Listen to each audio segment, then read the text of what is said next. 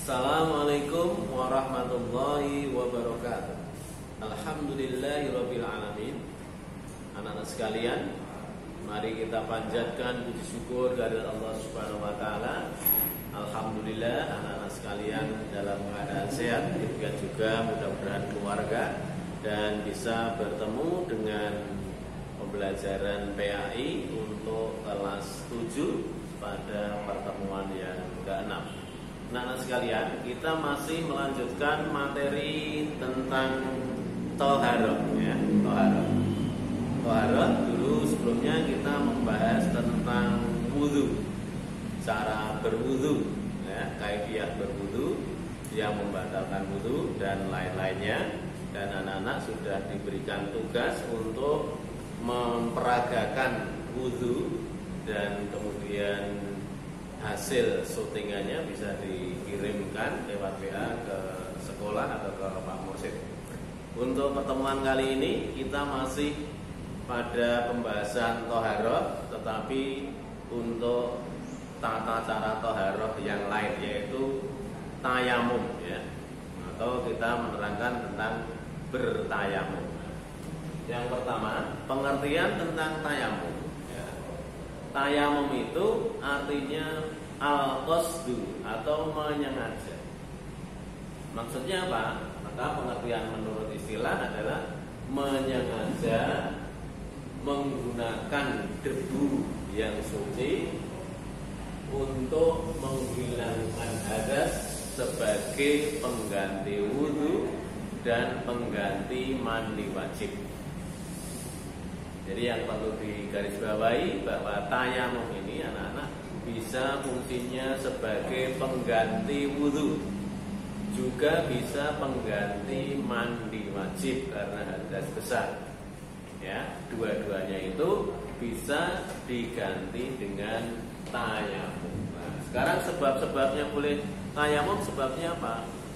Yang pertama, jika tidak menemukan air.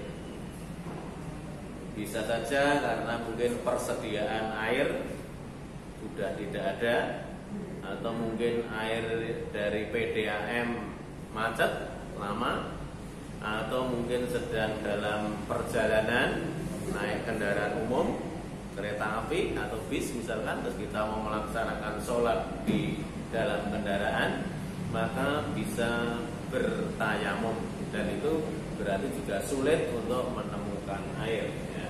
Yang kedua, kalau sakit, ya, kalau orang itu sakit kemudian dari dokter disarankan supaya tidak menggunakan atau memanfaatkan air terlebih untuk berwudu atau untuk mandi wajib, maka berarti tidak perlu menggunakan air, diganti dengan tayamum. Itu berarti bertayamum karena sakit, tentunya dari saran dari dokter atau petugas kesehatan. Yang ketiga, jika air ada, ya, air ada tetapi cuaca sangat dingin, dan apabila kita berwudu maka akan membahayakan tubuh kita, akan membahayakan kesehatan kita. Maka meskipun ada air, itu diperbolehkan bertayamum. Yang jelas tidak ada alasan malas terus tayamum, itu nggak boleh, ya.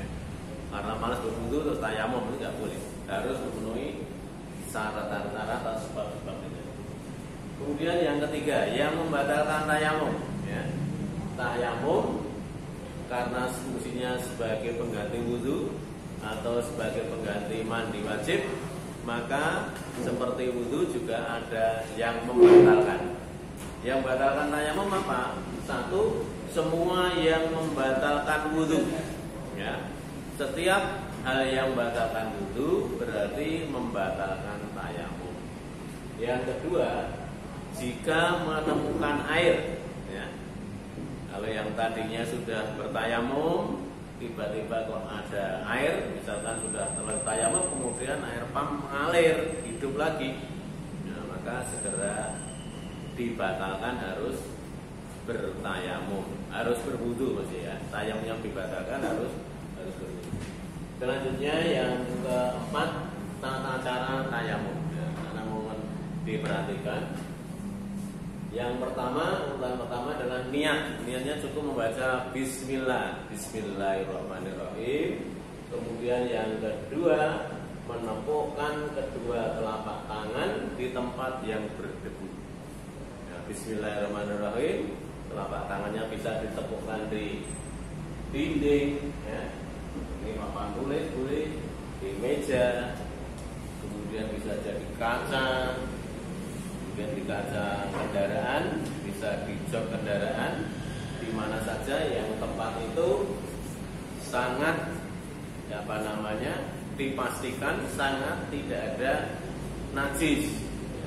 Tapi kalau sudah dipastikan itu ada najis atau kemungkinan besar ada najis, ya jangan. Misalkan bertayamum menepukkan tangannya di kandang ayam, banyak kotoran, kandang hewan yang lainnya yang ada najis itu nggak boleh. Tapi selain itu boleh di dinding, ya boleh. Di lantai pun juga boleh kalau lantainya memang bersih. Ya. Setelah ditepukkan, kemudian diusapkan kedua tangan itu ke seluruh wajah. Nah, kita ulang. Berarti setelah ditepukkan ini, nah berikutnya ditiup dulu, ditiup.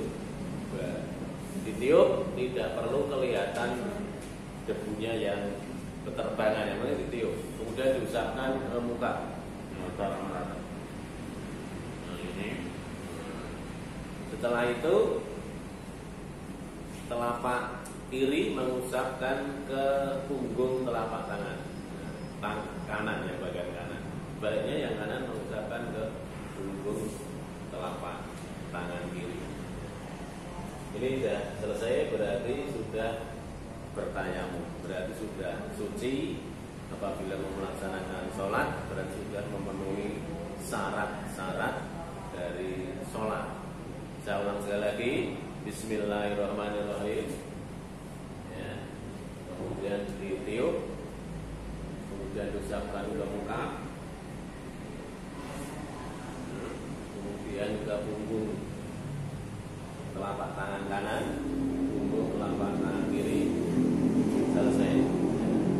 Ini anak materi yang kedua untuk fikih, yaitu tata cara bertayamum. Setelah ini anak-anak silakan praktekkan.